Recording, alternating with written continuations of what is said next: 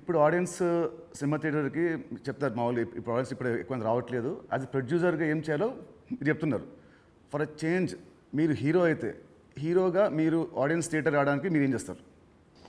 ప్రొడ్యూసర్గా చెప్తున్న దిల్ రాజు చెప్తున్న అన్ని పాయింట్స్ని నేను నితిన్ ప్లేస్లో ఉంటే నేను ముందడిగేసి అరే ఇవన్నీ ముందు మొదలు పెడదామని మొదలు పెడతాను. సరే, దిల్కి అండ్ తమ్ముడికి ఈ మధ్యలో మీరు నా ఏమంటారు నా పర్ఫార్మెన్సా నాలో చూసిన చేంజ్ ఏంటి, మార్పు ఏంటి, ప్లస్ అండ్ మైనస్? ప్లస్లు చాలా నువ్వు అప్పటికి ఇప్పటికీ ఏంది న్యాచురల్గా ఒక 22-23 ఇయర్స్ నువ్వు యాజ్ యాక్టర్గా ఇక్కడ వరకు జర్నీ చేసావు. అంటే నాకంటే సీనియర్ నువ్వు యాక్చువల్ 1 ఇయర్ సీనియర్. నేను 2003లో ప్రొడ్యూసర్ని అయ్యా, నువ్వు 2002లోనే హీరో అయ్యావు. అంటే నాకంటే 1 ఇయర్ సీనియర్. సో నీకున్నది ఆ ఎక్స్పీరియన్స్ వచ్చింది ప్లస్.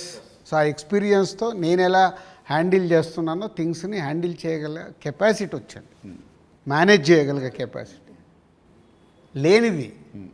అంటే 23 సంవత్సరాలలో నువ్వు అంటే ఇప్పుడు ఒక దిల్ రాజుగా నేను నీకంటే జూనియర్ని 1 ఇయర్ని సాధించుకుంటూ ఒక టాప్లోకి వచ్చా. నితిన్ని నేను అలా ఊహించా. నేను దిల్ సినిమా చేస్తున్నప్పుడు, ఆర్యా సినిమా చేస్తున్నప్పుడు బన్నీని, దిల్ సినిమా చేస్తున్నప్పుడు నిన్ను, అంటే వీళ్ళు నాకు ఫ్యూచర్ స్టార్స్ అని ఊహించా. కానీ నువ్వు ఆ మార్క్ అచీవ్ చేయలేకపోయావు, నువ్వు కోల్పోయింది అదే అనేది నా ఫీలింగ్. ఇప్పుడు తమ్ముడితో నాకు మళ్ళీ వస్తుందనుకుంటారా ఆ పూర్వ వైభవం? తమ్ముడితో సక్సెస్ఫుల్ హీరోగా వస్తావు, కానీ ఇది సరిపోదు. ఎల్లమ్మతో కొట్టాలి. సో దిల్కి సీక్వెల్ చేసే ప్లాన్ ఏమైనా ఉందా? ఎందుకంటే అదొక మంచి బ్రాండ్ వాల్యూ. మళ్ళీ వినాయక్ గారితో నాతో దిల్ పార్ట్ 2 అంటే అప్పుడు ఫాదర్ క్యారెక్టర్ నువ్వు వేయాలి, కొడుకు క్యారెక్టర్ నువ్వు వేయాలి.